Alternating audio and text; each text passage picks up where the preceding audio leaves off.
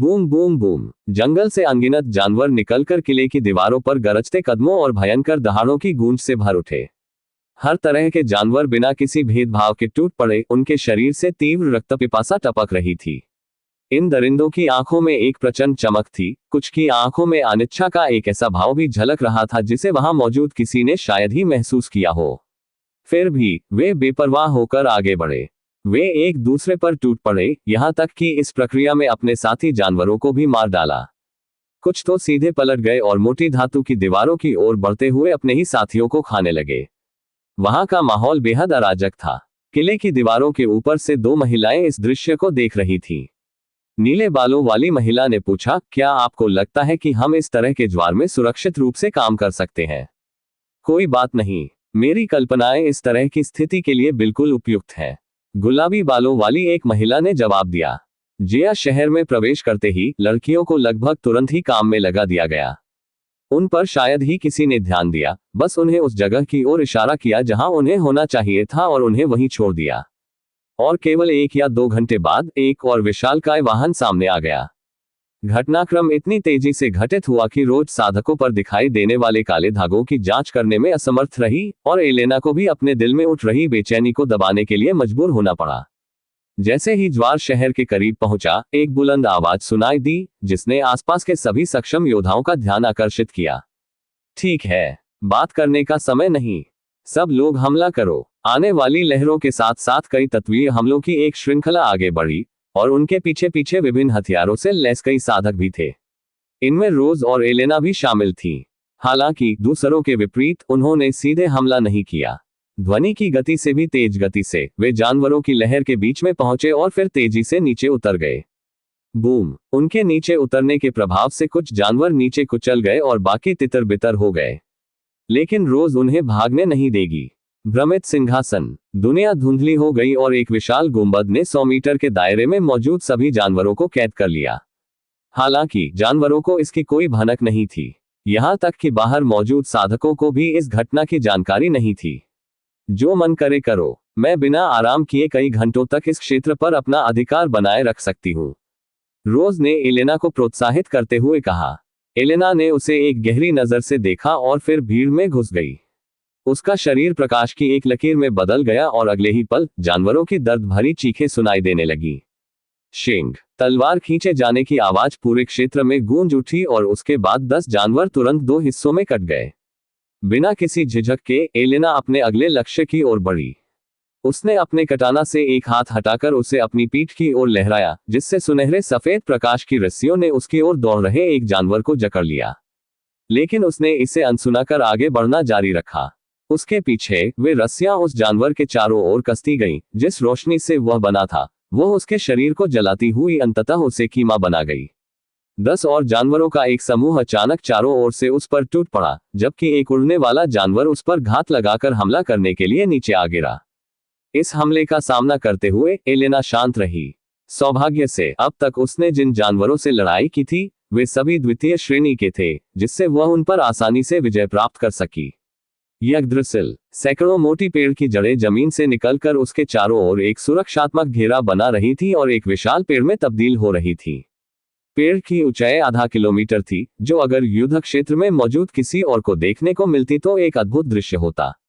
उन जानवरों के हमले पेड़ के तने पर हुए, जिससे केवल हल्की खरोंचें आई और उड़ने वाला वह जानवर पेड़ के बनने के दौरान उसमें धंस गया। जैसे ही पेड़ की शाखाएं फैली, एलेना की आवाज एक बार फिर गूंज उठी। उसके शब्द उन उग्र जानवरों के कानों तक भी पहुंचे, जिससे वे उसकी ओर देखने लगे। उसकी आवाज एक मधुर संगीत की तरह थी जो उन्हें अपनी ओर खींच लाती थी। जीवन की पुकार। रोज के क्षेत्र में मौजूद हर जानवर को उस विशाल वृक्ष में एक नया लक्ष्य मिल गया। पहले वे बेतरतीब ढंग से हमला करते थे, कुछ तो बिना किसी प्रतिद्वंद्वी के ही हमला करते थे। लेकिन अब उनका एक साझा उद्देश्य था। उस पेड़ के केंद्र में जो भी था उसे ढूंढो। यह सचमुच एक अद्भुत नजारा था। आसमान लगभग उड़ने वाले जीवों की भीड़ से भर गया था। जमीन दौड़ते हुए लोगों की परछाइयों से छाए अंधेरे के सागर जैसी लग रही थी। और इन सब के बीचों बीच एक खूबसूरत पेड़ जीवन की एक अद्भुत आभा बिखेर रहा था। जैसे जैसे लड़ाई बिना रुके जारी रही, रोज ने अपने अवरोध का आकार थोड़ा थोड़ा बढ़ाना शुरू कर दिया, जिससे और अधिक जानवर फंसते चले गए। इस तरह उनकी संख्या घटने के बजाय बढ़ती ही गई, जिससे एलेना को लगातार अनुभव मिलता रहा। अगर एलेना की माना शक्ति खत्म हो जाती तो क्या खतरा होता? ऐसा कोई खतरा नहीं था। जो कुछ भी हो रहा था वह रोज के नियंत्रण में था, और अब तक जितने भी जानवर थे वे सब इतने कमजोर थे कि रोज के एक ही वार से कुचल दिए जा सकते थे। धरती के संदर्भ में उसने एलेना की सुविधा के लिए एक एक्सपी फार्म बनाया था। जहां तक उसकी बात है, वह बस उस मायावी सिंहासन पर बैठी रही जिसे केवल वही देख सकती थी और मनोरंजन के साथ घटनाओं को देखती रही। एलेना की तरफ राक्षसों का झुंड आखिरकार उसके पेड़ तक पहुंच गया था।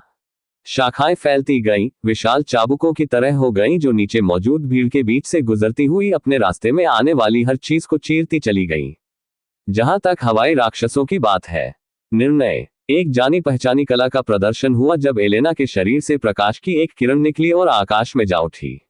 यह दर्जनों तलवारों में परिवर्तित हो गई, जो रोज के साथ उसकी पहली लड़ाई के बाद उसकी प्रगति को दर्शाती थी, और उसकी ओर उड़ते हुए जानवरों के झुंड पर टूट पड़ी। स्क्री दर्द भरी चीखें गूंज उठी, लेकिन नीचे उमड़ रहे शोरगुल में वे दब गईं। आकाश में प्रकाश की तलवारें बेरोक टोक आगे बढ़ती रहीं, कई पक्षियों और पंखों वाले सरीसृपों को टुकड़े टुकड़े कर देती रहीं, और जमीन पर वे जानवर मांस के पेस्ट में बदल रहे थे। यह मौत का एक भयावह मंजर था, जिसमें बेतहाशा खून बह रहा था और शरीर के टुकड़े हवा में उड़ रहे थे। हैरानी की बात यह थी कि एलेना पर खून की एक बूंद भी नहीं गिरी। खैर, उस हिस्से को रोज की ओर से एक छोटा सा उपहार माना जा सकता है। धीरे धीरे लेकिन निश्चित रूप से दहाड़ने और भगदड़ की आवाजें शांत हो गईं, और उस धूसर दुनिया में केवल एक अकेला पेड़ खड़ा रह गया। जमीन लाल रंग से रंगी हुई थी, विशाल पेड़ हरा था और आसमान धूसर था। यह सचमुच एक खूबसूरत विरोधाभास था। हालांकि सन्नाटा जल्दी ही टूट गया। ग्रर क्षेत्र में एक धीमी सी दहाड़ सुनाई दी, तभी एक अकेला जानवर शान से आगे बढ़ा। वह एक विशालकाय शेर था, जिसकी पीठ पर दो सुंदर पंख थे। हवा न चलने पर भी उसके बाल ऐसे लहरा रहे थे मानो हवा ने उसे आशीर्वाद दिया हो। हे मनुष्य, मैं यह नहीं कह सकता कि मैं तुम्हारे कार्यों का कारण नहीं समझता, लेकिन तुम भी हमारे कार्यों का कारण नहीं समझते। चाहे सही हो या गलत, तुम्हें आज मरना होगा। शेर के मुख से एक गहरी और खोखली आवाज निकली। उसकी आभा बेतहाशा फैल गई, जिससे उसकी शक्ति स्पष्ट रूप से प्रकट हुई। यह एक मध्यम स्तर का तृतीय श्रेणी का जानवर था, शायद रोज से भी उच्च स्तर का। एलेना ने आशंका से उस राक्षस को घूर कर देखा। उसे यकीन नहीं था कि वह उसका सामना कर पाएगी। उसने रोज के साथ हुई झड़प में सफलतापूर्वक मुकाबला किया था, लेकिन उस समय दोनों में से किसी का भी इरादा उसे जान से मारने का नहीं था। इस बार उसकी प्रतिद्वंदी में पहले से कहीं अधिक रक्तपिपासा था, जिससे उसे यकीन हो गया था कि हारने का मतलब मौत है। हालांकि कोर एक्सपेंशन क्षेत्र में एक जानवर की उपस्थिति और आभा होने के बावजूद उनके आसपास की धूसर दुनिया नहीं टूटी। अगर ऐसा है तो रोज को स्थिति को नियंत्रण में रखना चाहिए। और जैसे ही उसने सोचा, अचानक उसके दिमाग में एक आवाज गूंज उठी। आप अपने क्लास चेंज से कितनी दूर हैं? अपना स्टेटस चेक करते हुए एलेना मुस्कुराई। 1000 एक्सपी भी नहीं मिले। इस एक किल से ही काफी एक्सपी मिल जाएगा। अपने सिंहासन पर बैठी रोज ने हल्के से सिर हिलाया। बचे हुए थोड़े से अनुभव के साथ एलेना को लेवल अप करने के लिए बस उस जानवर पर घातक प्रहार करना था। मैं इसे स्वीकार करता हूं। जब भी कोई अवसर दिखे, उसका पूरा फायदा उठाओ। हालांकि एलेना थोड़ी हिचकिचा रही थी, लेकिन आखिरकार मान गई। फिलहाल उसका मुख्य लक्ष्य यही था, रैंक बढ़ाना। धुंधली दुनिया ने उसे यह बात भुला दी थी, लेकिन उनके चारों ओर राक्षसों का कहर जारी था। रैंक बढ़ाने के बाद वह अपनी इच्छानुसार और भी शक्तिशाली राक्षसों से लड़ सकेगी। जिस विशाल वृक्ष पर एलेना खड़ी थी, वह धीरे धीरे जमीन में समा गया। उसकी लताएं और जड़ें खुल गईं। उसके चारों ओर प्रकाश की तलवारें कणों में परिवर्तित हो गईं और फिर आसपास के वातावरण में विलीन हो गईं। जहां तक एलेना की बात है, वह पीछे हट गई और सामने वाले जानवर से काफी दूरी बना ली। शेरनी उसकी हरकतों से थोड़ी उलझन में थी, लेकिन उसने इस पर ज्यादा ध्यान नहीं दिया। दूरी बनाना एक सामान्य प्रक्रिया थी, खासकर जब मुकाबला किसी बहुत ताकतवर प्रतिद्वंदी से हो। हालांकि वह तुरंत सतर्क हो गया जब उसके सामने की हवा एक अन्य आकृति में परिवर्तित हो गई, जिससे निकलने वाली आभा उसकी अपनी आभा से थोड़ी ही कमजोर थी। अपने से कमजोर को परेशान करना थोड़ा असभ्य नहीं है क्या? पहले तुम मुझसे निपट लो। रोज ने लड़ाई शुरू करने से पहले कुछ नहीं कहा। उसने अपना हाथ उठाया, जिससे शेर के नीचे जमीन से दर्जनों धारदार हथियार निकल आए। वूश, शेर हवा में उछला, बाल बाल बचते हुए उसने अपना मुंह खोला और एक जोरदार दहाड़ मारी। हल्के हरे रंग की ऊर्जा वातावरण में उग्र रूप से फैल गई और फिर कई बवंडरों में परिवर्तित होकर रोज की ओर बढ़ने लगी। हवा से लगाव, बिल्कुल मेरी तरह, उसने कहा और उसी के अनुरूप बवंडर बनाने लगी। वायु तत्व के हमलों के दोनों समूह आपस में टकराए और एक दूसरे को निष्क्रिय कर दिया, जिससे उनके नीचे की जमीन धूल के कणों में तब्दील हो गई। शेर एक और हमले की तैयारी कर रहा था कि अचानक उसे अपने बगल में दर्द महसूस हुआ। ये कहते हुए उसे एहसास हुआ कि उसका एक पंख कट गया है। ये कैसे? घटना घटने से पहले उसे न तो किसी प्रकार की ऊर्जा की हलचल का एहसास हुआ था और न ही किसी खतरे का। उसे इसका एहसास घटना घटने के बाद ही हुआ। इससे पहले कि वह आगे कुछ सोच पाता, उसे बगल वाली तरफ भी वैसा ही दर्द महसूस हुआ, क्योंकि उसका दूसरा पंख भी जमीन पर गिर गया। मुझे लगता है कि यहाँ आने से पहले आप खुद को बहुत बड़ा समझते थे।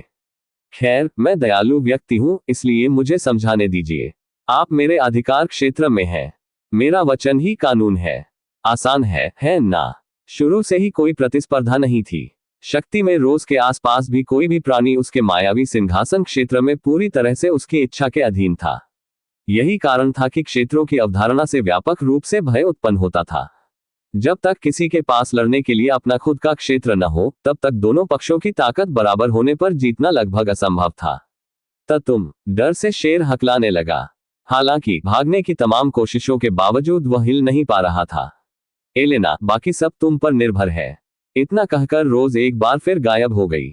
एलेना ने इस दृश्य को विस्मय से देखा और महसूस किया कि उन दोनों के बीच कितना बड़ा अंतर था। यह केवल शक्ति का अंतर नहीं था, बल्कि समझ का अंतर था। सिर हिलाते हुए उसने अपने मन से फालतू विचारों को दूर किया। फिर भी उसे थोड़ी प्रतिस्पर्धा की भावना महसूस हो रही थी। शुद्ध करो। उसके शरीर से प्रचुर मात्रा में माना ऊर्जा निकली, जो प्रकाश की एक लहर बन गई और आसपास के वातावरण में फैलकर उस धूसर दुनिया को रोशन कर दिया। सुनहरे सफेद रंग का समुद्र निर्बाध रूप से बहता रहा और अंत में शेर से टकराकर उसे पूरी तरह निगल गया। प्रकाश तत्व की ऊर्जा शेर के शरीर में समा गई और उसका पूरा शरीर उस रंग से रंग गया। धीरे धीरे वह शुद्ध होकर सार के सबसे उत्तम रूप में परिवर्तित हो गया। मरते समय वह एक भी ध्वनि नहीं निकाल पाया। इस दृश्य को देखते हुए एलेना ने देखा कि होलोग्राफिक स्क्रीन की एक श्रृंखला उसकी दृष्टि को धुंधला कर रही है। आपकी उपलब्धियां कक्षा बदलने के लिए आवश्यक सीमा तक पहुंच चुकी हैं। कृपया नीचे दी गई सूची से एक नई कक्षा चुनें। एक कक्षा चुनें। 1. तलवार संत। 2. प्रधान संत। 3. वाल्कीरी। 4. अप्सरा। एलेना ने अपना ध्यान प्रकाश के घटते सागर से हटाकर अपने विकल्पों पर विचार किया। पहले 2 विकल्प तो उसने तुरंत खारिज कर दिए, क्योंकि उसे दोनों में से किसी भी रास्ते पर चलने में कोई दिलचस्पी नहीं थी। अब आखिरी 2 विकल्पों में से किसे चुनना है, इस पर उसे और सोचना पड़ा। वाल्किरीज युद्ध के लिए तैयार की गई थी और किंवदंतियों में वे युद्ध के मैदानों पर प्रभुत्व जमाती थी और मृत आत्माओं को परलोक तक ले जाती थी। अप्सराओं की बात करें तो वे प्रकृति का साक्षात रूप थी। हालांकि उसे पूरा विश्वास था कि यह मार्ग उसे अपार शक्ति प्रदान करेगा, लेकिन यह युद्ध कला से जुड़ा मार्ग नहीं था, जो उसकी सबसे बड़ी खूबी थी। अपना निर्णय लेने के बाद उसने अपनी कक्षा का चयन किया। तुम एक वाल्किरी बन गई हो। वाल्किरी वे योद्धा होती हैं जो युद्ध क्षेत्र को अपने शत्रुओं के रक्त से लाल कर देती है। यद्यपि तुम रक्तपात के मार्ग पर चलती हो, फिर भी तुम हृदय की पवित्रता बनाए रखने का प्रयास करती हो। मृतकों की आत्माएं आपके इरादों को पहचानती हैं और आपको पुकारती हैं। आपका अस्तित्व मृत्यु के करीब आता जाता है, जिससे आपकी युद्ध क्षमता बढ़ती जाती है। आपकी गाथाएं और भी समृद्ध हो गई हैं। तीसरे दर्जे का प्राणी बनकर आपने उपवर्ग चुनने की योग्यता प्राप्त कर ली है। एक उपवर्ग चुने। 1. संत। 2. जादूगरनी। 3. कीमियागर। 4. लोहार। 5. पशु प्रशिक्षक। उपवर्ग एक अजीब अवधारणा थी, क्योंकि मुख्य वर्गों की शक्ति को देखते हुए वे ज्यादा मददगार नहीं लगते थे, लेकिन वे कुछ ऐसी क्षमताओं को बनाए रखने और बढ़ाने में मदद करते थे जिन्हें वर्ग परिवर्तन के साथ छोड़ा जा सकता था। इसी वजह से उसने संत का नाम चुना। उसे लगा कि संत की उपचार क्षमता बहुत आवश्यक है, खासकर अगर डेमियन या रोज के साथ कुछ अप्रिय घटना घट जाए। अपने मन में आए जानकारी और अपनी प्रतिष्ठा में आए उछाल का आनंद लेते हुए एलेना ने अपनी स्थिति का खुलासा किया। स्थिति। Elena PS. इंसान, महिला, आयु 21। स्तर 100 वाल्कीरी। अनुभव मूल्य 0/1,50,000। पदनाम लागू नहीं। समानताएं प्रकाश, जीवन। शारीरिक बनावट कोई नहीं। जादुई शक्ति 14,000। STR 300। AGI 315। परिभाषा 290। इंट 300। डेक्स 320। कौशल उच्च स्तरीय पुनर्प्राप्ति स्तर 2, पवित्र जादू स्तर अधिकतम, जीवन जादू स्तर अधिकतम, मध्य स्तरीय पुनर्जनन स्तर 8, तलवार निपुणता स्तर 7, निर्णय स्तर अधिकतम, जीवन का आह्वान स्तर 7, वालहल्ला की आत्माएं स्तर 1। एलेना ने दिल खोलकर मुस्कुराया। आखिरकार वह तीसरी कक्षा में पहुंच गई थी और डैमियन और रोज के बराबर की हस्ती बन गई थी। शायद इस समय उनका स्तर उससे आगे था, लेकिन अगर वह कोशिश करती रहती तो उनसे आगे निकलना मुश्किल नहीं था। बाईं ओर देखते हुए उसने हवा से एक आकृति को प्रकट होते हुए देखा। बधाई हो, रोज ने खुशी से कहा। वह एलेना की प्रगति को लेकर सचमुच उत्साहित थी। हालांकि जब एलेना ने पहली बार दूसर दुनिया के बाहर का दृश्य देखा तो वह बस मुस्कुराई। समय बीतने के साथ साथ मनुष्यों और जानवरों के बीच का युद्ध और भी भयंकर होता जा रहा था। ये तो वाकई जश्न मनाने लायक बात है, लेकिन हम इसे बाद में मना सकते हैं। अभी तो मैं अपनी नई शक्ति को आजमाने के लिए बेताब हूं। डालिया शहर में ठहरे बाहरी बलों के लिए 2 दिन पलक झपकते ही बीत गए और सूरज धीरे धीरे एक बार फिर उगा, जो छापे के दिन का संकेत था। फिलहाल डेमियन और लॉन्ग चेन शहर के दक्षिणी द्वार पर प्रतीक्षा कर रहे साधकों की भीड़ के बीच खड़े थे। हालांकि उनका इंतजार ज्यादा देर तक नहीं चला, क्योंकि एक विशालकाय उड़ने वाला जानवर उनकी सेना के आगे आकर उतरा। उसकी पीठ पर शेनली अपने सामान्य पशु की खाल के लबादे में लिपटा हुआ था। हमारे अभियान का समय अब शुरू होता है। जब हम अपने गंतव्य पर पहुंचें तो किसी से कोई सवाल न करें और किसी को भी जिंदा न छोड़ें। यही हमारा एकमात्र मिशन है। उन्होंने अपना विस्तृत भाषण 2 दिन पहले ही दे दिया था, इसलिए अब कहने के लिए कुछ बचा ही नहीं था। इन अंतिम शब्दों के साथ ही उनका उड़ने वाला जानवर दूर चला गया और साधकों की भीड़ भी उनके पीछे पीछे चल पड़ी। ये यात्रा बिल्कुल भी लंबी नहीं थी। इसे पूरा करने में केवल 1 दिन लगा और पूरी यात्रा के दौरान किसी को भी घबराहट महसूस नहीं हुई। ऐसा लग रहा था मानो वे किसी ऐसे युद्ध में नहीं जा रहे हों जहां उनमें से कई लोग मारे जाएंगे। इसके विपरीत वातावरण लालच से भरा हुआ था। किसी संप्रदाय का विनाश केवल यही समाप्त नहीं होता था, बल्कि यह और अधिक धन संपत्ति का द्वार खोलता था। आमतौर पर यह धन उस क्षेत्र की सत्ताधारी शक्ति द्वारा प्राप्त किया जाता था, लेकिन चूंकि वे प्रत्यक्ष रूप से इसमें शामिल थे, इसलिए उन्हें इसका कुछ हिस्सा बर्बाद करने का अवसर मिल सकता था। जब शेनली का वाहन रुका तो वह बर्फ से ढके भूभाग के बीचों बीच स्थित एक विशाल घाटी के ऊपर मंडराने लगा। गहरे काले और शुद्ध सफेद रंग का यह विरोधाभास सचमुच देखने लायक था। उस घाटी के भीतर एक छोटा सा शहर बसा हुआ था, जो लाल आभा से घिरा हुआ था। वास्तुकला के लिहाज से यह उत्तरी महाद्वीप के अन्य शहरों जैसा ही था। खैर, यह समानता तभी थी जब इसके केंद्र में स्थित विशाल खून से लथपथ हवेली को नजरअंदाज कर दिया जाए। आमतौर पर शहर के चारों ओर फैली आभा में खून की एक स्पष्ट और तीव्र गंध होती थी, क्योंकि यह कई प्राणियों के खून को परिष्कृत करके बनाई गई थी। हालांकि ऐसी गंध फीकी पड़ गई थी। हवा में अभी भी दुर्गंध थी, लेकिन इस बार कुछ और ही तरह की सड़ी हुई गंध थी। जब डेमियन बाकी साधकों के साथ उस अभियान में शामिल होकर घाटी में उतरा तो वह तुरंत उस गंध को पहचान गया। ये फिर से वही लोग हैं। बर्निंग सन सेक्ट के वरिष्ठों के साथ पृथ्वी छोड़ने से पहले ही उन्हें इस बात का एहसास हो गया था कि नॉक्स का खतरा क्लाउड प्लेन पर भी मंडरा रहा है। और हालांकि उन्हें उनसे संबंधित कुछ देखकर आश्चर्य नहीं हुआ, फिर भी यह खतरा कितना स्पष्ट था, ये देखकर वे दंग रह गए। ऐसा लग रहा था मानो वे विजय प्राप्त करने की अपनी इच्छा को छिपाने का कोई प्रयास नहीं कर रहे थे, बल्कि खुलेआम उन लोगों को उकसा रहे थे जो उनके बारे में जानते थे। फिर भी डेमियन को यह अजीब लगा कि ऐसी स्थिति में युद्ध की चर्चा इतनी प्रमुखता से क्यों नहीं हो रही थी। और बात सिर्फ इतनी ही नहीं थी, खुद बेग्यूल डेविल सैक भी अजीब व्यवहार कर रहा था, क्योंकि उनके इलाके में बिना बुलाए और स्पष्ट रूप से घुसपैठ करने के बावजूद उन्होंने कोई हरकत नहीं की। कुछ तो गड़बड़ है। उसकी अंतरात्मा उसे वर्तमान शांत वातावरण और अपेक्षित स्थिति के बीच के अंतर के बारे में चेतावनी दे रही थी, और वह अपनी अंतरात्मा की आवाज को नजरअंदाज करने वालों में से नहीं थे। ज़ारा भी उसके इरादों को समझ गई और तेजी से आगे बढ़कर भीड़ के सबसे आगे रहने लगी, और लॉन्ग चेन ने भी उसका अनुसरण किया। हालांकि वह डेमियन के तर्क से अवगत नहीं था, लेकिन उनके बीच हुई विभिन्न झड़पों के दौरान उसने ये जान लिया था कि डेमियन बिना किसी कारण के मूर्खतापूर्ण कदम उठाने वाला व्यक्ति नहीं था। और जल्द ही उनका चुनाव सही साबित हुआ। भीड़ के पीछे से तरह तरह की चीखें सुनाई देने लगी, और एक जोरदार चीख ने पूरे समूह का माहौल बदल दिया। जितनी जल्दी हो सके हमला करो। जो हवा में रहोगे वो मर जाओगे। शेन ली ने अपनी गति बढ़ा दी, समूह को पीछे छोड़ते हुए और संप्रदाय के चारों ओर फैली लाल आभा को पार करते हुए आगे बढ़ गई। डेमियन और लॉन्ग चेन बिना सोचे समझे उसके पीछे चल दिए, जबकि उनके पीछे चीखें और भी तेज होती जा रही थी। संप्रदाय को घेरे हुए लाल आभा ने तेजी से साधकों की भीड़ की ओर कूच किया और उन्हें अपने भीतर जकड़ लिया। शरीर में प्रवेश करने से पहले लाल आभा धुंध में बदल गई। उनसे निकलने वाली हर आभा गायब हो गई क्योंकि उनकी साधना मानो सील कर दी गई थी। लेकिन इसके बावजूद वे हवा में लटके रहे। धीरे धीरे उनके शरीर में प्रवेश करने वाला कोहरा उन्हें अंदर से खा रहा था, एक ब्लैक होल की तरह काम कर रहा था जो उनके सारे खून को निगल रहा था। वे किसान जल्दी ही बेजान और मम्मी जैसे खोखले शरीर में बदल गए, जमीन पर गिर पड़े और धूल में मिल गए। वे सब मर चुके थे। लेकिन इस समय डेमियन के पास इस पर ध्यान देने का समय नहीं था। उन कुछ लोगों में से एक होने के नाते जो उस आभा के हमले शुरू होने से पहले बच निकले थे, वह संप्रदाय के भीतर के दृश्य को देख सका। छोटे से शहर की कई इमारतों की दीवारों पर खून के धब्बे लगे हुए थे और जमीन पर शरीर के कई टुकड़े बिखरे पड़े थे। हालांकि ये टुकड़े भी साबुत नहीं थे। शरीर के टुकड़े स्पष्ट रूप से गल चुके थे और उनमें से कई पर काले रंग की स्याही जैसे पदार्थ के निशान दिखाई दे रहे थे। सैकड़ों साधक धीरे धीरे प्रकट हुए। ऐसा प्रतीत होता था कि वे उस आभा से बिना किसी नुकसान के गुजर गए थे, लेकिन उनकी मूल संख्या जो हजारों में थी, उसमें भारी कमी आ गई थी।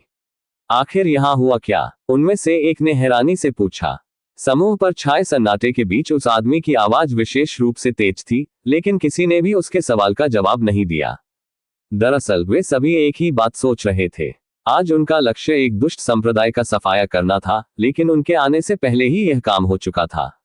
लेकिन इसका मतलब यह नहीं था कि वे खुश हो सकते थे। हवा में फैली तीखी गंध से यह स्पष्ट था कि नरसंहार अभी हाल ही में हुआ था। शायद इसे अंजाम देने वाला अभी भी उसी संप्रदाय में था। जैसे ही डेमियन ने आसपास के वातावरण का अवलोकन किया, उसकी आंखों में हल्की सी चमक आए और एक काली शक्ति उसकी दृष्टि में प्रवेश कर गई। यदि उसे इसे एक शब्द में वर्णित करना हो तो वह होगा मृत्यु। लेकिन यह मृत्यु का आभास या खतरा नहीं था, बल्कि यह ऐसी ऊर्जा थी जिससे मृत्यु का एहसास होता था। जैसे ही उसने इसके स्रोत का पता लगाया, डेमियन ने खुद को शहर के केंद्र की ओर घूरते हुए पाया। धीमी कदमों की आवाज हवा में गूंजने लगी, फिर एक जोड़ी कदमों की आवाज कई कदमों में बदल गई, जो सैनिकों के मार्च की तरह लग रही थी। और शहर के बीचों बीच स्थित खून जैसे लाल रंग के आलीशान घर के अंदर से धीरे धीरे मानवाकार प्राणियों का एक समूह प्रकट होने लगा। वे जरूरी नहीं कि नॉक्स ही हो, क्योंकि मंदिर में डेमियन से मिले नॉक्स की तुलना में उनका कद काठी मेल नहीं खाता था, लेकिन वे निश्चित रूप से इंसान नहीं थे। उनकी त्वचा का रंग आधी रात जैसा था और हर हरकत के साथ उनसे एक चिपचिपा काला पदार्थ टपकता था। उनकी आंखों का सफेद भाग नीला था, जबकि उनकी पुतलियां उनकी त्वचा की तरह ही काली थीं। उनमें से कई में विकृतियां भी थीं, जिनमें अतिरिक्त अंग से लेकर शरीर से निकले हुए राक्षसी सींग तक शामिल थे। कुछ ही देर में सैकड़ों विचित्र प्राणी उस हवेली से बाहर निकल आए। सबसे आगे एक विशालकाय व्यक्ति खड़ा था, जिसका कद शेन ली से जरा भी कम नहीं था। उसके चेहरे पर टूटे हुए चश्मे थे और कमर तक लंबे चमकीले लाल बाल थे। आकाश में विचरण करतब दिखाने वाले साधकों की भीड़ को देखते हुए उनके चेहरे पर एक बड़ी मुस्कान आ गई। वाह वाह, ऐसा लगता है कि स्वर्ग ने हमें और भी अधिक पोषण प्रदान किया है। उस आदमी की आवाज भी उसके पूरे रूप रंग की तरह ही विचलित करने वाली थी। अगर उसका वर्णन करना हो तो वह किसी ब्लैकबोर्ड पर नाखूनों के रगड़ने की आवाज और घोर कुटिलता का मिश्रण थी। यह सुनकर बहुत घिन आई। तुम कौन हो? शेन ली ने गंभीर चेहरे से पूछा। चाहे इन लोगों ने बेग्योर डेविल सेक्ट का नरसंहार किया हो या नहीं, वे दोस्ताना नहीं लग रहे थे। हम कोई खास नहीं है, बस साधारण प्राणी हैं जो अपने देवताओं का संदेश फैलाना चाहते हैं, इससे ज्यादा कुछ नहीं। उस विशालकाय व्यक्ति ने जवाब दिया। जहां तक मेरी बात है, आप मुझे डू फैंग कह सकते हैं। उस व्यक्ति के परिचय के बाद उसे किसी दूसरी दुनिया से आया हुआ कहना असंभव हो गया। उसकी विकृत शक्ल के अलावा वह उत्तरी महाद्वीप के किसी व्यक्ति से हुबहू मिलता जुलता था। शेन ली की आंखें सिकुड़ गईं जब उसने कुछ सोचा। तुम उन दुष्ट शैतान उपासकों में से एक होगे जिनके बारे में मैंने बहुत सुना है। जहां तक मुझे पता है, तुम्हारा संप्रदाय भी एक दुष्ट शक्ति है। तुम अपने ही पक्ष के लोगों के खिलाफ क्यों कार्रवाई करते हो?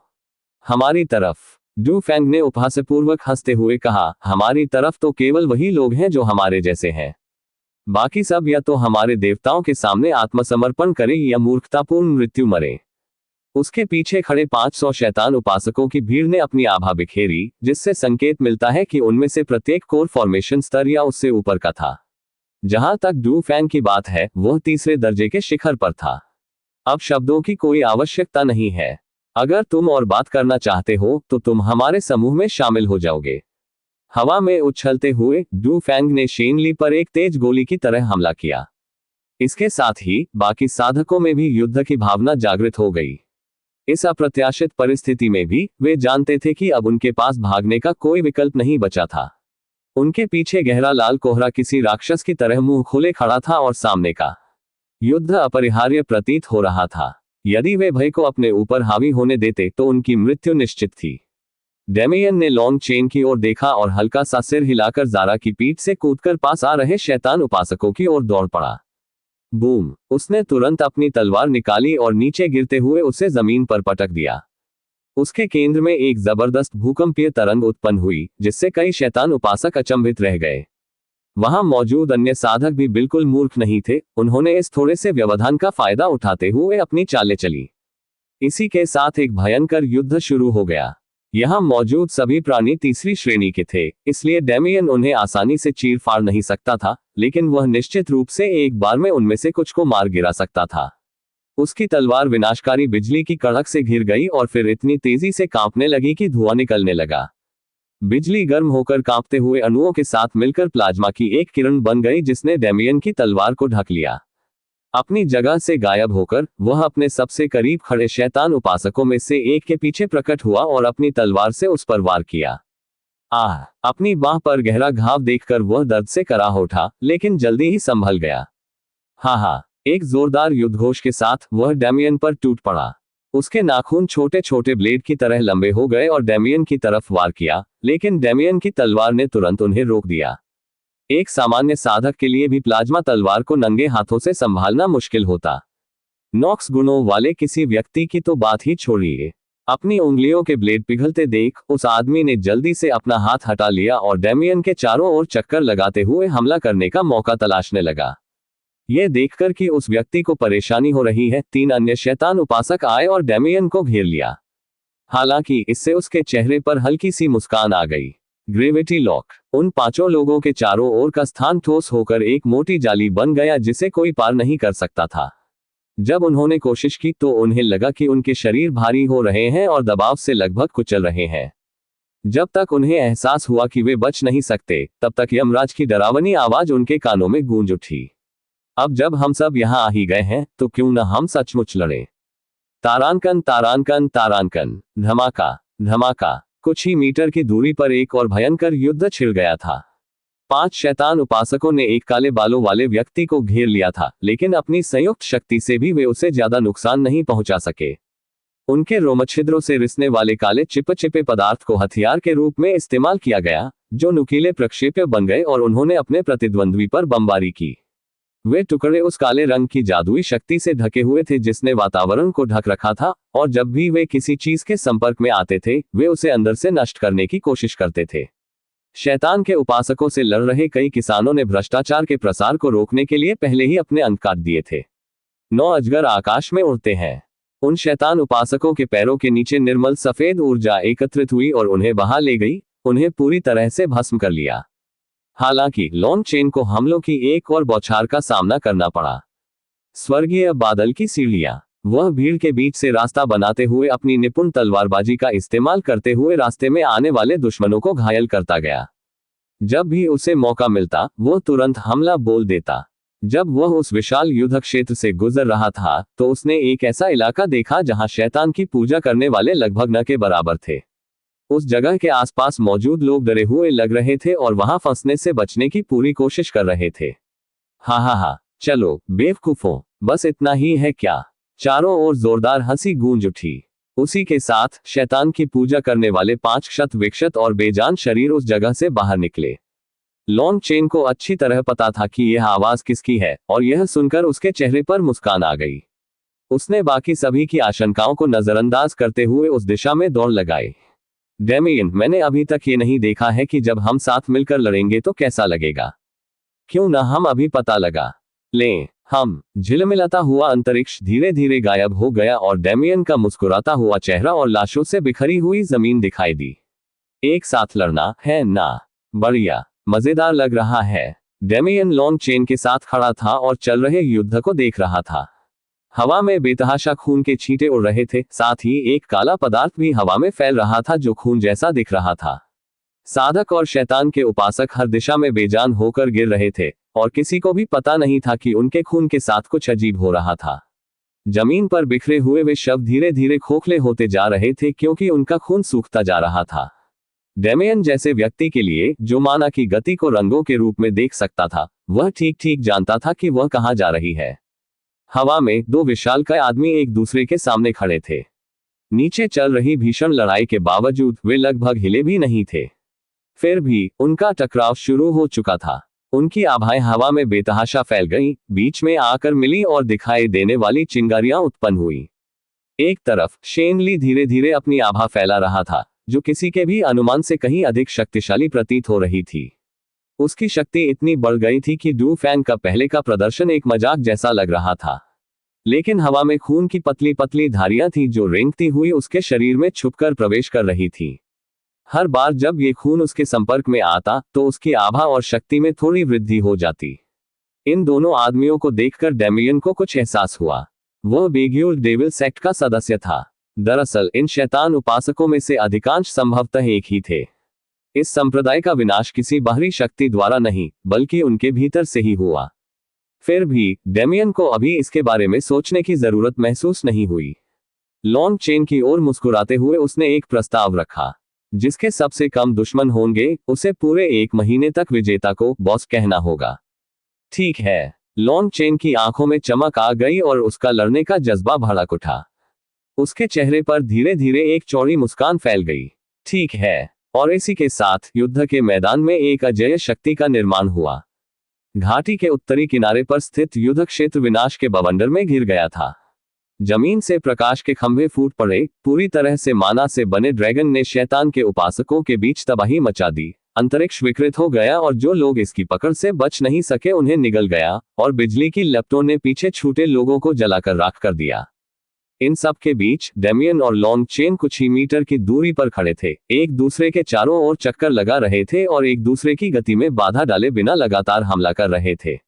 जिस तरह से वे एक साथ लड़ रहे थे, उसे देखकर ऐसा लग रहा था मानो वे वर्षों से एक दूसरे के साथ अभ्यास कर रहे हों। कोई भी यह अनुमान नहीं लगा सकता था कि इस स्तर का तालमेल केवल कुछ ही मुकाबलों से पैदा हुआ था।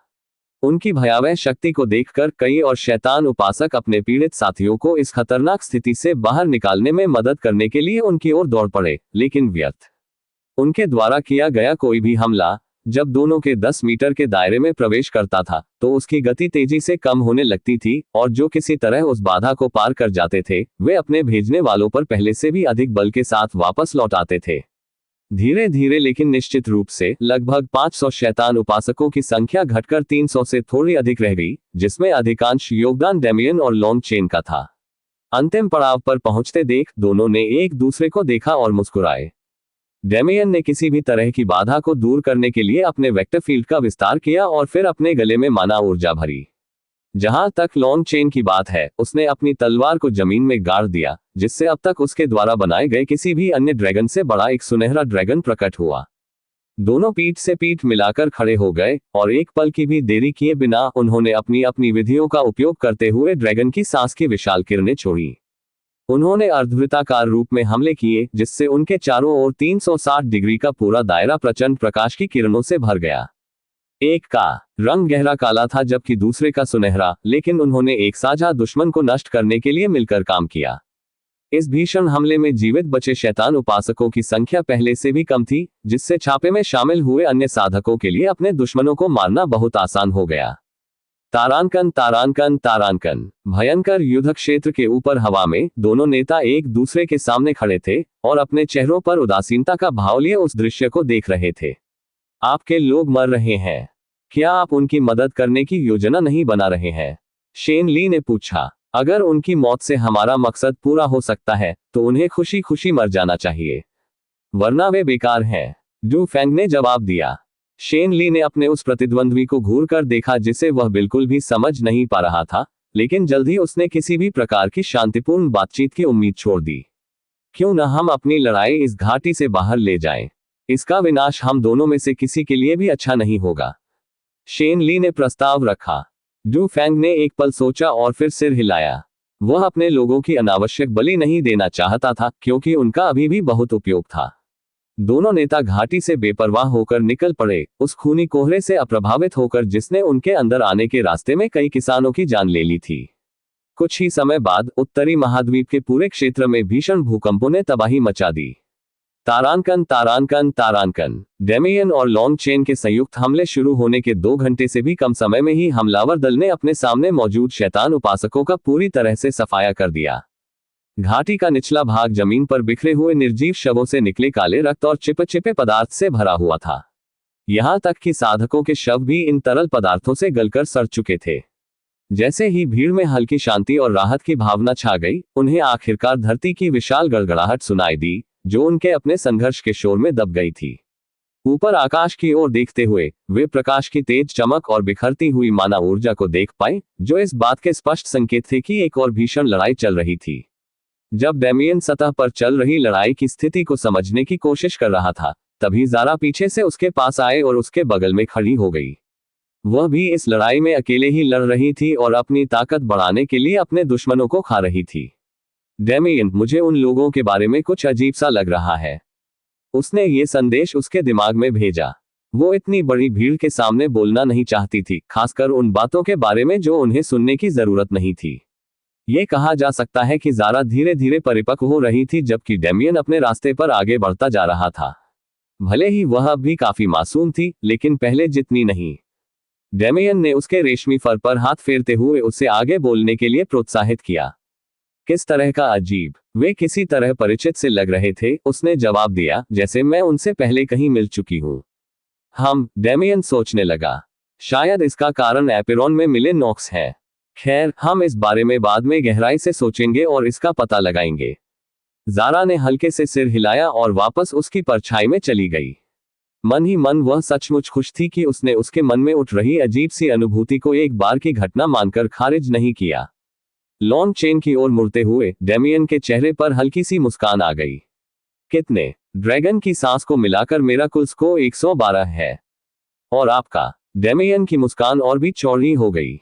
123। यह संख्या सुनकर लॉन्ग चेन का चेहरा तुरंत बिगड़ गया, और यहां तक कि लिटिल फ्लेम से, जो पूरी लड़ाई देख रहा था, जांच करने के बाद भी उसे कोई विसंगति नहीं मिली। धिक्कार है, उसने गुस्से में कहा। डेमियन के चेहरे पर शरारती मुस्कान ने उसकी स्थिति को और भी बिगाड़ दिया। खैर, क्या हमें ऊपर जाकर देखना चाहिए कि वहां क्या हो रहा है? लॉन्ग चेन ने विषय बदलने की कोशिश करते हुए कहा। लेकिन डेमियन उसे इतनी आसानी से नहीं छोड़ने वाला था। मुझे लगता है कि तुमने अभी कुछ कहा, लेकिन किसी कारणवश मैंने सुना नहीं। क्या तुम दोहरा सकते हो? शर्म से लॉन्ग चेन का चेहरा लाल हो गया। लॉन्ग वंश के वंशज होने के नाते उन्हें कभी भी ऐसी स्थिति का सामना नहीं करना पड़ा था। क्या हमें सतह पर जाकर हालात का जायजा लेना चाहिए, बॉस? उसने आखिरकार दांत भींचते हुए कहा। उसके मुंह से शब्द निकलने में थोड़ी सी लड़खड़ाहट हो रही थी। हा हा हा हा, डेमियन खिलखिलाकर हंस पड़ा। बिल्कुल सही, अब मैं तुम्हारा बॉस हूं। जब उसने देखा कि कमरे में मौजूद अन्य साधक उन्हें अजीब नजरों से देख रहे हैं, तो उसकी हंसी और भी उग्र हो गई। लॉन्ग चेन के कंधे पर हाथ रखते हुए उसने अपनी आवाज इतनी ऊंची की कि बाकी लोग भी उसे सुन सके। सब लोग, ये रहा मध्य महाद्वीप के लॉन्ग कबीले का वंशज लॉन्ग चेन। और आज से मैं डेमियन वॉर्ड उसका बॉस हूं। हा हा हा हा। लॉन्ग चेन डेमियन को खुद से दूर धकेलना चाहता था, लेकिन इस समय वह जो भी करता उसका इस्तेमाल उसके खिलाफ किया जा सकता था। उसने नफरत भरी निगाहों से डेमियन को घूरते हुए कसम खाई कि एक दिन वह इस बदले को जरूर लेगा। सिर्फ उसी तरह नहीं, बल्कि 10 गुना ज्यादा। उसने डेमियन को दी जाने वाली अलग अलग सजाओं के बारे में सोचना भी शुरू कर दिया। जब वे आपस में मजाक कर रहे थे, तब तक हमलावर दल के बाकी सदस्य भी सामान्यतः इतना स्वस्थ हो चुके थे कि वे अपने क्षेत्र से निकल सके। इसके अलावा समय बीतने के साथ साथ उनके आसपास धरती का कंपन और भी तेज होता जा रहा था। जिनके पास जानवर सवार थे, वे बाकी सब अपनी शक्ति से आकाश में उड़ गए। अपने नेता की तरह खूनी कोहरे ने भी उनकी उड़ान में कोई बाधा नहीं डाली। सबसे संभावित परिदृश्य यह था कि इसे मैन्युअल रूप से सक्रिय करना होगा। और जैसे ही समूह अंततः घाटी के कगार पर पहुंचा, उनकी निगाहें तबाही के एक दृश्य पर टिक गईं। मध्य महाद्वीप के उत्तरी तट पर एक विशाल जंगल से घिरा एक किला था। पिछले एक सप्ताह से ये किला गर्जना और भीषण युद्ध की आवाजों से गूंज रहा था, लेकिन इस समय सब कुछ शांत हो गया था। हालांकि भयंकर तूफानों का अंत, जो आमतौर पर खुशी और उत्सव का माहौल लाता है, ऐसा नहीं हुआ। इसके बजाय केवल घुटन भरी खामोशी छाई रही। वहां मौजूद साधकों की निगाहें, जो आमतौर पर जमीन पर बिखरे अनगिनत जानवरों के शवों को लालच भरी नजरों से देखती रहती थी, एक ही महिला पर टिकी हुई थी। उसके कंधे तक लंबे नीले बाल हवा में लहरा रहे थे और उसकी आंखों में ऐसी तीक्ष्णता थी कि कोई भी उसके पास जाने की हिम्मत नहीं करता था। हालांकि यही एकमात्र कारण नहीं था। उस महिला के चारों ओर राजसी सफेद कवच में लिपटे हुए 8 आकृतियां थीं, जो पवित्रता का संचार कर रही थीं। फिर भी इन आकृतियों की आंखें खोखली थीं, जो एक जलती हुई सफेद लौ से भरी हुई थी, जो उनकी बुद्धिमत्ता को प्रदर्शित करती थी।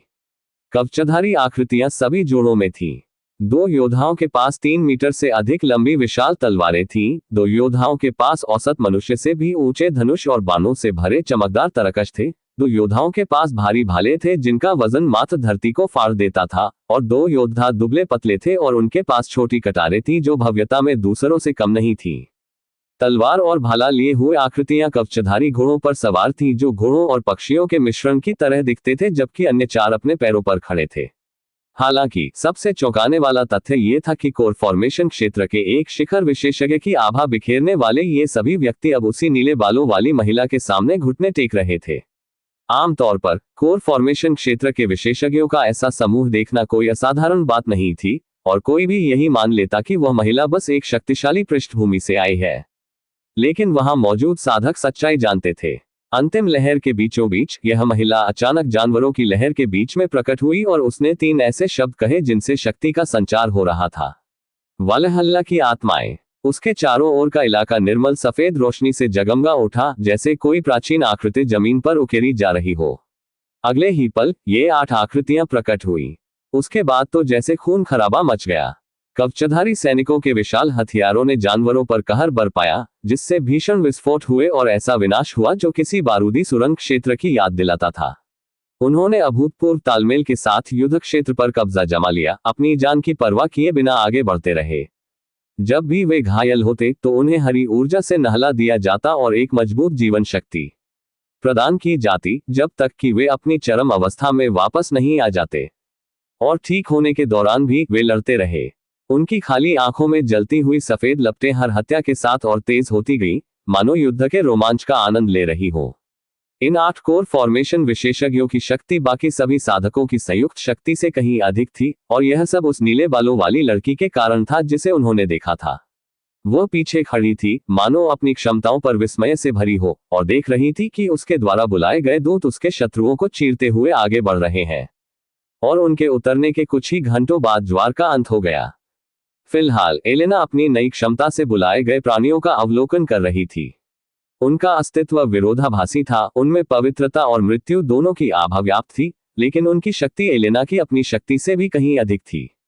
जब एलेना ने वाल्किरी बनने का विकल्प चुना, तो उसे उम्मीद थी कि यह उसकी दूसरी श्रेणी का उन्नत संस्करण होगा। उसे यह उम्मीद नहीं थी कि उसे वालहल्ला नामक स्थान से वास्तविक रूप से संबंध स्थापित करने का अवसर मिलेगा। और उसे इस बात का पूरा एहसास था। ये प्राणी, जैसा कि कौशल ने बताया था, वलहल्ला की आत्माएं थी। ये अतीत के योद्धा थे जिन्होंने युद्ध के मैदान में जीवन व्यतीत किया और वहीं अपनी जान गंवाई। और अब वे उसकी निजी सेना बन गए थे। वह इस समय उनमें से केवल 8 को ही बुला सकती थी, लेकिन वह अस्तित्व के एक अज्ञात तल के साथ अपने जुड़ाव को दृढ़ता से महसूस कर सकती थी। यह एक ऐसा संबंध था जिसके माध्यम से उससे लगा कि वह और भी कई योद्धाओं को बुला सकती है। शायद जब वह इतनी मजबूत हो जाए कि ऐसा कर सके तो वह अपनी खुद की सेना भी बना सके। दूर से रोज और दिया, जो लड़ाई खत्म होने के बाद फिर से प्रकट हुई थी, भी सदमे में देख रही थी। रोज को पूरी उम्मीद थी कि एलेना को क्लास बदलने के बाद जबरदस्त ताकत मिलेगी, लेकिन यह तो हद से ज्यादा ही लग रहा था। इतनी जबरदस्त युद्ध शक्ति के साथ वह खुद भी यह सुनिश्चित नहीं कर सकती थी कि वह लड़ाई में जीत पाएगी या नहीं। और यह तब था जब वह अपनी सारी मायावी शक्तियों का इस्तेमाल कर रही थी। सीधे आमने सामने की लड़ाई में रोज की हार निश्चित थी, लेकिन इससे उसका हौसला नहीं टूटा। एलेना से मिल रही चुनौती ने उसकी प्रतिस्पर्धा की भावना को और मजबूत किया और उसे बेहतर बनने की नई प्रेरणा दी। अपनी प्रतिद्वंदी को खुद से आगे निकलने देना वह बिल्कुल बर्दाश्त नहीं कर सकती थी। दिया की बात करें तो उसे उन दो राक्षसों की ताकत का अंदाजा लगाना मुश्किल था जिनकी रक्षा का जिम्मा उसे सौंपा गया था। इस तरह की शक्ति के साथ क्या उसकी जरूरत भी थी? यह तो सबको पता होना ही था कि वे दोनों अभी भी रोज के मायाजाल में इस कदर छिपे हुए थे कि परिसर में मौजूद सबसे शक्तिशाली प्राणी भी उन्हें महसूस नहीं कर सकते थे। मुझे इन दोनों के बारे में संप्रदाय प्रमुख को जल्द से जल्द बताना होगा, उसने मन ही मन सोचा। गुप्त लोक के खुलने और भविष्य में बड़े बदलावों की आशंका के साथ इन दोनों जैसी असाधारण प्रतिभाओं का संप्रदाय के लिए बहुत महत्व था। उसे बस इस बात का अफसोस था कि वे हाल ही में संप्रदाय में शामिल हुए थे। अगर शुरुआत से ही उनके विकास को बढ़ावा दिया गया होता तो रिया सिर्फ परिणामों की कल्पना ही कर सकती थी। हालांकि ये पता नहीं था कि जब उसे यह एहसास होगा कि उन दोनों ने वास्तव में एक दशक से भी कम समय में शक्ति हासिल करना शुरू किया है तो वह क्या सोचेगी। भीड़ के देखते ही देखते एलेना का आह्वान सफेद रोशनी की लकीरों में बदल गया और उसके शरीर में समा गया। उसकी दोनों भुजाओं पर पंख के आकार के दो टैटू बन गए और उसकी गर्दन के दोनों ओर दो मुड़े हुए सांपों की आकृतियां बन गईं। एलेना की नीली आंखों में काले रंग की हल्की सी झलक दिखाई देने लगी थी, लेकिन अगर कोई उसे ध्यान से न देखे तो यह मुश्किल से ही नजर आती थी। हल्की सी आह भरते हुए एलेना ने अपनी निगाहें ऊपर उठाकर उसे देख रही भीड़ पर डाली। घड़ी की सुई की तरह वे तुरंत उससे मुंह फेरकर युद्ध के बाद की तैयारियों में जुट गए। भीड़ के पीछे खड़ा एक व्यक्ति गंभीर भाव से ये सब देख रहा था। जब यह तमाशा समाप्त हुआ तो वह मुड़ा और चला गया। उसकी पहचान होते ही सभी साधकों ने उसके लिए रास्ता बना दिया। जब वह इस किले में आया तो उसने कभी ऐसी रोचक घटना देखने की उम्मीद नहीं की थी। वास्तव में वह अपने इस बुद्धिमानीपूर्ण निर्णय पर खुद को शाबाशी दे रहा था। कई दिनों तक चले संघर्ष के बाद आखिरकार समाप्त हुए उस भयंकर युद्ध के बारे में सोचते हुए उस व्यक्ति के चेहरे पर एक हल्की सी मुस्कान थी। सब कुछ योजना के अनुसार चल रहा है। फिर भी मुझे पिताजी को उन दोनों लड़कियों के बारे में बताना चाहिए। वह व्यक्ति शीघ्र ही एक भव्य रूप से सुसज्जित उड़ने वाले जानवर पर सवार होकर किले के परिसर से निकल गया। अगर रोज उस आदमी को देखने के लिए मौजूद होती तो उसे तुरंत उसके बारे में कुछ अजीब सा महसूस होता। आखिरकार उसका शरीर एक मोटी लेकिन अदृश्य काली शक्ति की परत से ढका हुआ था, जिससे मृत्यु की गंध टपक रही थी। उत्तरी महाद्वीप के मध्य क्षेत्र को समाहित करने वाले पर्वतीय क्षेत्र के एक हिस्से में एक विशाल घाटी हुआ करती थी, जो कभी बर्फ से ढके रेगिस्तान से घिरी रहती थी। मध्य महाद्वीप की मौसम संबंधी स्थितियों को देखते हुए बर्फ कई फीट गहरी थी, लेकिन ऐसी जलवायु के प्रभाव से जमीन भी दब गई थी और उसमें एक दृढ़ता आ गई थी। हालांकि वह खूबसूरत सफेद टुंड्रा अब नहीं रहा। उसकी जगह एक बंजर भूमि थी। घाटी के चारों ओर का 3000 किलोमीटर का क्षेत्र बर्फ से मुक्त था। वहां केवल बर्फ पिघलने से बनी छोटी छोटी जलधाराएं ही बची थीं। पानी घाटी की ओर बहता हुआ वहां जमा हो गया, जिससे एक छोटा झरना बन गया। जमीन की हालत तो और भी बदतर थी। कई फीट मोटी बर्फ पिघलने और उससे बने अधिकांश पानी के वाष्पीकृत हो जाने के बाद जमीन में दरारें पड़ गई थी और वह इतनी बुरी तरह फट गई थी कि उसकी मजबूती भी उससे बचा नहीं पा रही थी। इसकी सतह पर सैकड़ों गड्ढे बिखरे हुए थे। ऐसा लग रहा था मानो अभी अभी उल्कापिंडों की बारिश हुई हो।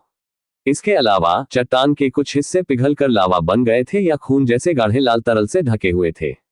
उस भयावह दृश्य के केंद्र में एक ऐसा नजारा था जो किसी चित्रकारी में अमर हो जाने लायक लग रहा था। काले बालों और तेज नीली आंखों वाला एक विशालकाय व्यक्ति दूसरे उतने ही विशालकाय व्यक्ति की छाती पर अपना पैर रखकर खड़ा था। उसके कपड़े चीर फाड़ चुके थे और उसके शरीर को ढकने वाला पशु की खाल का लबादा अब केवल पीठ पर एक चादर मात्र रह गया था। उसके चेहरे से खून के निशान बह रहे थे और उसकी उभरी हुई मांसपेशियों पर सूखा खून जमा हुआ था। उसके नीचे पड़े उस आदमी को तो अब आदमी कहना भी मुश्किल था। उसका चेहरा बुरी तरह धंसा हुआ था, खोपड़ी टूटी हुई लग रही थी, उसकी बाहें लाल खून और काले कीचड़ से लथपथ थीं, और उसकी छाती में एक बड़ा छेद था जिसमें दूसरे आदमी का पैर धंसा हुआ था। उसके शरीर में जीवन के सभी लक्षण बहुत पहले ही समाप्त हो चुके थे। जब डेमियन और वे किसान घाटी से बाहर निकले तो उन्हें यही दृश्य दिखाई दिया। घने कोहरे के कारण वे झरने को देख नहीं पाए थे, लेकिन गड़गड़ाहट की आवाज से ही उन्हें स्थिति का अंदाजा हो गया था। जब शेनली ने महसूस किया कि कई निगाहें उस पर टिकी हुई हैं, तो उसने साधकों की ओर देखा। उसकी आंखों की चमक थोड़ी फीकी पड़ गई। बिना कुछ कहे शेनली अपने उड़ने वाले जानवर की पीठ पर सवार होकर डालिया शहर की ओर चल पड़ा। और जल्द ही किसानों ने भी उनका अनुसरण किया।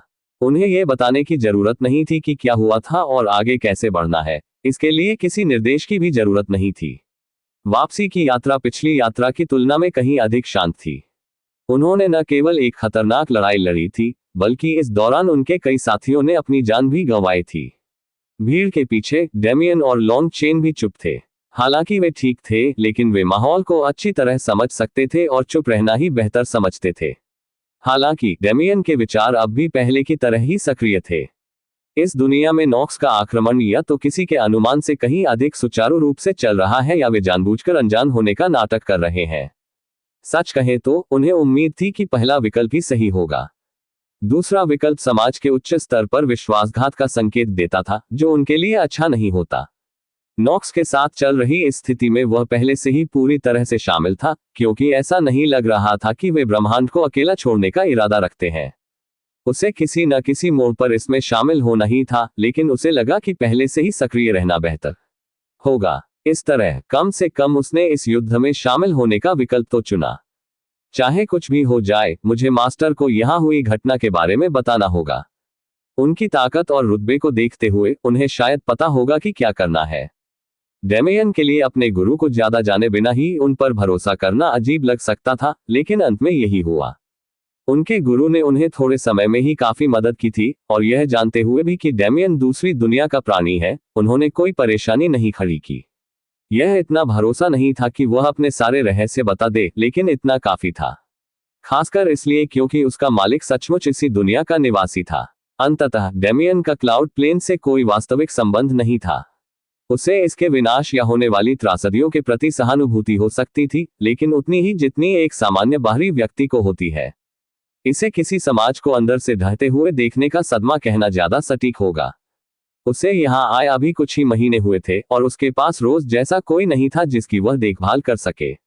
यह स्वाभाविक ही था कि अगर एपिरॉन का भी वही हाल होता तो उसे जो दुख होता, वह उसे यहाँ महसूस न होता। जब डेमियन इन सब बातों पर विचार कर रहा था, तभी समूह डालियां शहर वापस आ गया।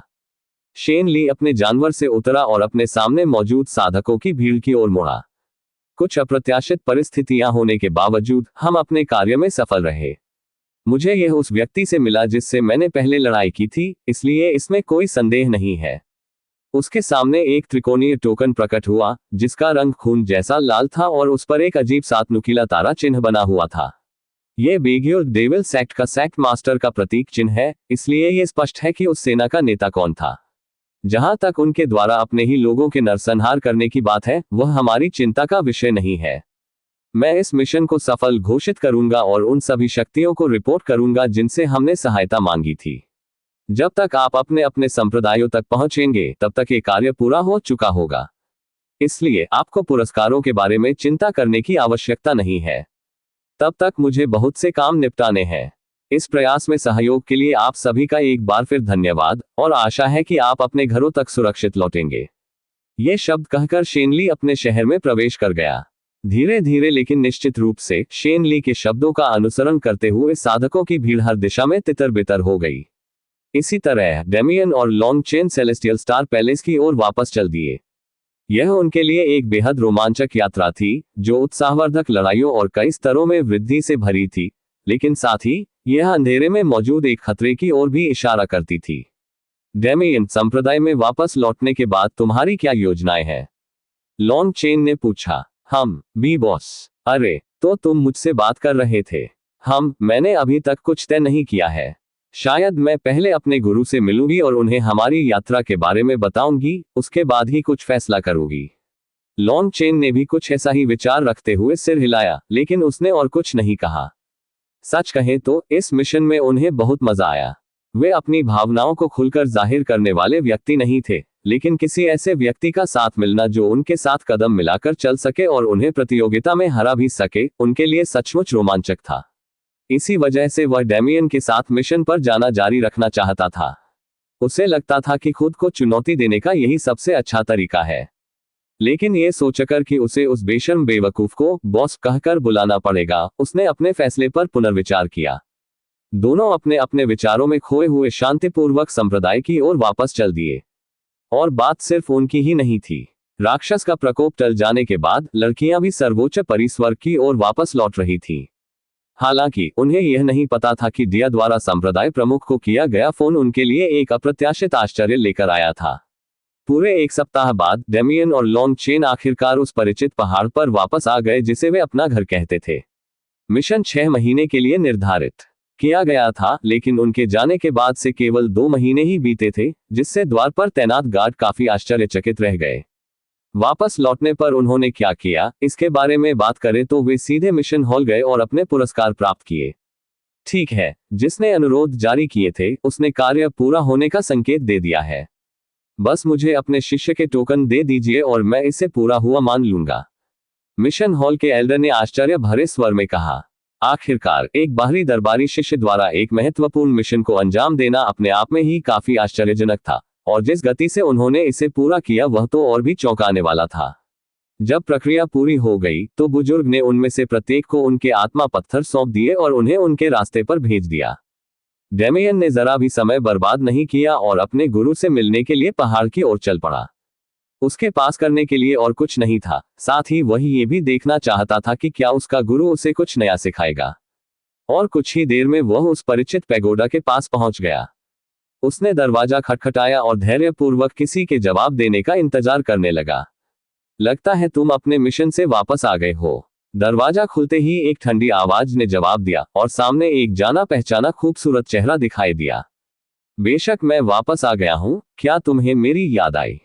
डेमियन ने जवाब दिया। और मैं ऐसा क्यों करूंगी? जू रुयुए ने तुरंत जवाब दिया। डेमियन अपनी बड़ी बहन को और ज्यादा चिढ़ाना चाहता था क्योंकि वह अभी भी उसके द्वारा किए गए व्यवहार को भुला नहीं पाया था, लेकिन यह स्पष्ट था कि वह इसमें दिलचस्पी नहीं लेगी। आंखें घुमाते हुए उसने विषय बदल दिया। क्या मालिक यहाँ है? रुयुए ने अपनी निगाहें पैगोडा की ओर घुमाई और फिर हल्के से सिर हिलाते हुए रास्ते से हट गई। उसे मुस्कुराते हुए पैगोडा में प्रवेश करते देख रुयुए की भौहें थोड़ी सिकुड़ गईं, फिर उसने एक हल्की सी आह भरी और उसके पीछे पीछे चली गई। दुर्भाग्यवश तियान यांग ने स्पष्ट रूप से कहा था कि आगामी बातचीत के लिए उसे उपस्थित रहना होगा। और बेशक जब से डेमियन ने उस संप्रदाय में कदम रखा था तब से ही उसे उसके लौटने की जानकारी थी। डेमियन अलंकृत चित्रों से सजी छोटी सी गलियारे से गुजरते हुए उस लकड़ी के स्लाइडिंग दरवाजे तक पहुंचा जो उस कमरे की ओर जाता था जहां वह पहले था। यह वही कमरा था जहां उसका अधूरा रूपांतरण हुआ था। अरे वाह, लगता है तुमने काफी तरक्की कर ली है ना? जैसे ही डेमियन ने दरवाजे खोले एक बुजुर्ग आवाज ने पूछा। कोई बड़ी बात नहीं है, मैं अभी तक अपनी स्किल्स को लेकर कुछ नहीं कर पाया हूं। डेमियन ने जवाब दिया। शायद यही वो चीज थी जिसकी उसे इस समय सबसे ज्यादा चिंता थी। स्थानिक जादू और यहां तक कि दिशा सूचक शक्ति के प्रयोग से वह थोड़े ही समय में अपनी क्षमताओं को काफी हद तक बढ़ा सकता था। भले ही उसने जादू की अधिक गूढ़ शाखाओं को पूरी तरह से नहीं समझा था, फिर भी वह अपनी दक्षता में वृद्धि करने में सक्षम था। लेकिन अब पहले जैसा नहीं रहा था। चाहे उसकी आयामी जादुई शक्तियां हो, उसकी स्थिति पर सवालिया निशान हो, या फिर किसी क्षेत्र का निर्माण करना हो, वह इनमें से कुछ भी करने में सक्षम नहीं था। उसे अपने मन में किसी तरह की रुकावट महसूस हो रही थी, कुछ ऐसा जो उसे आगे बढ़ने से रोक रहा था, लेकिन वह समझ नहीं पा रहा था कि वह क्या था। हाल ही में सीखी गई वॉइड हॉट स्वॉर्ड लॉ के बावजूद भी वह इसकी गतिविधियों को बिल्कुल भी समझ नहीं पाया था। डेमियन के चेहरे पर दिख रही चिंता को देखकर तियान यांग ने हल्की सी मुस्कान दी। क्या यह पहली बाधा है जिसका आपको सामना करना पड़ा? डेमियन ने कठिन भाव से सिर हिलाकर जवाब दिया। उसे इस बात का दर्दनाक एहसास हो रहा था कि अब तक का उसका सफर कितना सुगम रहा था। तीसरा महान क्षेत्र हर साधक के लिए वैसा ही है। यह एक ऐसा क्षेत्र है जहां आप अपने कौशल को बढ़ाने या केवल स्तर बढ़ाने की कोशिश नहीं कर रहे हैं, बल्कि आप तत्वों के साथ अपने जुड़ाव को बढ़ाने की कोशिश कर रहे हैं। डेमियन ने बूढ़े आदमी की ओर देखा। स्पष्ट रूप से वह उलझन में था। तत्वों से जुड़ना, इसका क्या मतलब है? इतनी जल्दी मत करो, अब जब मैंने यह बात उठाई है तो मैं तुम्हें बता ही देता हूं। बताओ, क्या तुम जानते हो कि तीसरे और चौथे लोक में क्या अंतर है? डेमियन ने एक बार फिर अपना सिर हिलाया। जब भी वह चौथी कक्षा के बारे में पूछता या सुनता तो हर कोई उसे चुप करा देता और कहता कि अभी इसके बारे में जानने का समय नहीं है। लेकिन वह ऐसा नहीं सोचता था। उसे लगता था कि अगले स्तर की ओर बढ़ने का सबसे अच्छा तरीका यही है कि वह ये जान ले कि उसमें वास्तव में क्या शामिल है और वह क्या हासिल करना चाहता है।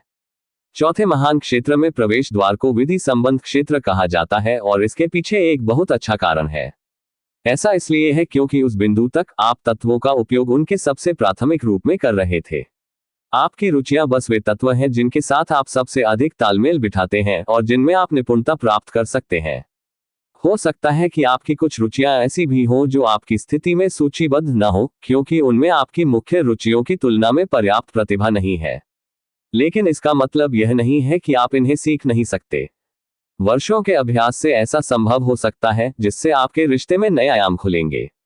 हालांकि मैं जो कहना चाह रहा हूं वह ये नहीं है। रुयुए को पीछे खड़े होकर सुनते हुए देखकर तियान यांग ने उसे आगे आने का इशारा किया। स्वाभाविक रूप से उसने बात मान ली और डेमियन के बगल में बैठ गई, जो व्याख्यान सुनते हुए बैठ गया था। अपने शिष्यों को ध्यानपूर्वक सुनते हुए देखकर उन्होंने आगे कहा, तीसरे लोक तक आप तत्वों का उपयोग उनके मूल रूप में उस तरीके से कर रहे थे जिस तरह से माना आपको प्रस्तुत किया जाता है।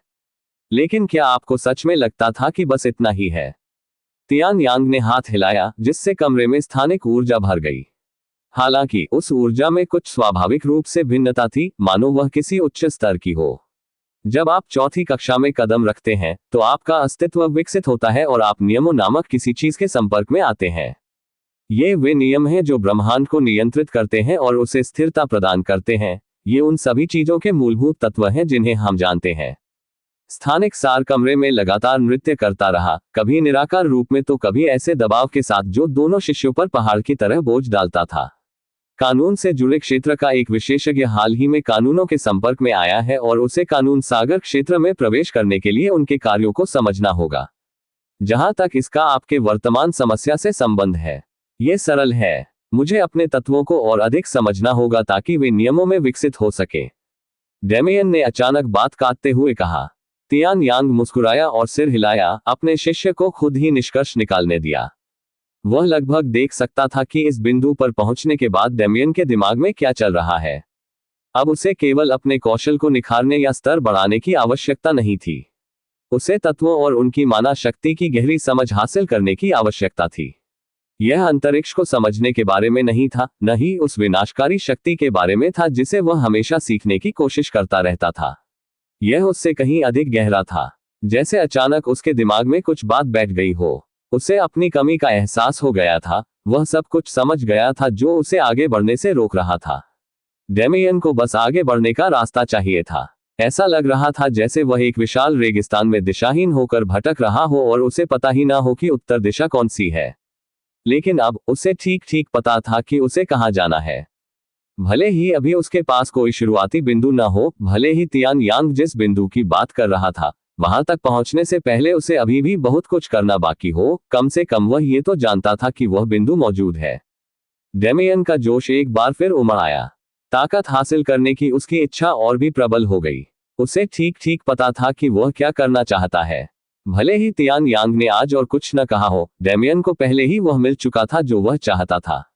वह इतने लंबे समय से लक्ष्यहीन भटक रहा था कि इस थोड़ी सी जानकारी से ही उसे बेहद संतुष्टि मिली।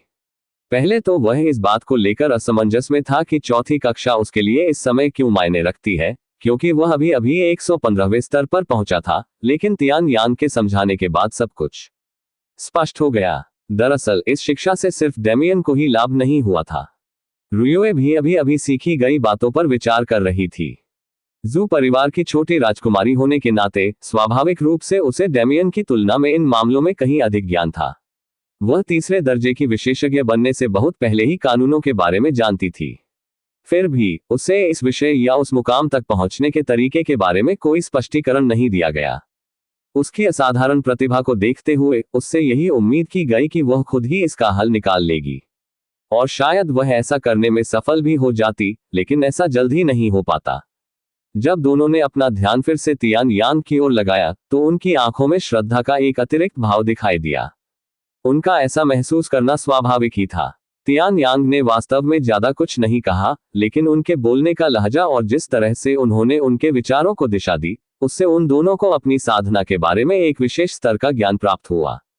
डेमियन के लिए यह अनुभव नया था, लेकिन रुयुए को आज से पहले केवल श्रद्धा भाव ही था।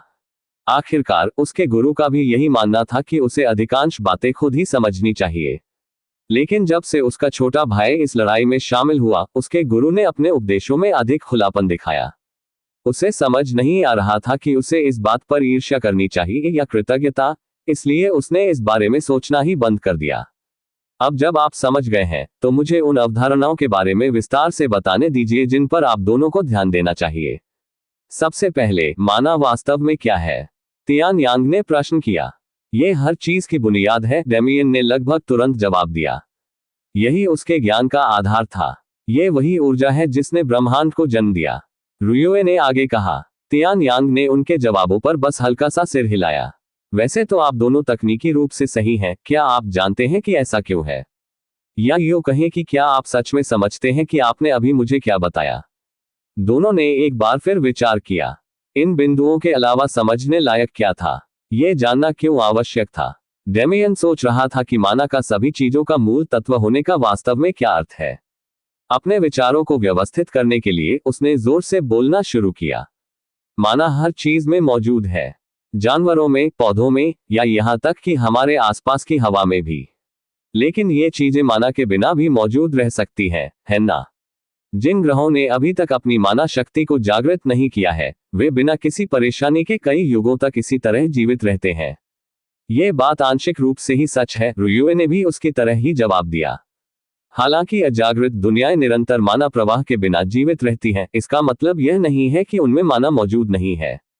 माना हर चीज में उसके निर्माण की शुरुआत से ही मौजूद होता है, भले ही वह बहुत कम मात्रा में हो। माना के बिना जीवन कायम नहीं रह सकता। तो फिर ऑक्सीजन और नाइट्रोजन का क्या? बुनियादी तत्वों और भौतिकी जैसी अवधारणाओं का क्या?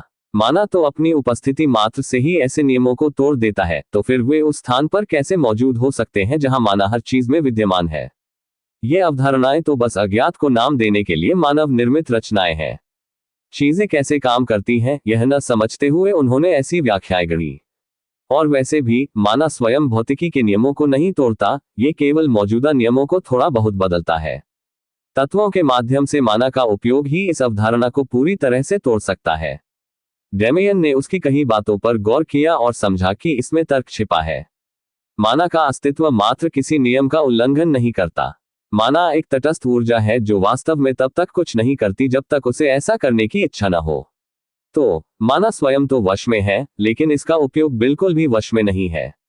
माना ब्रह्मांड के नियमों के बनने से पहले अस्तित्व में था, इस प्रकार यह उनसे कहीं अधिक शक्तिशाली शक्ति है।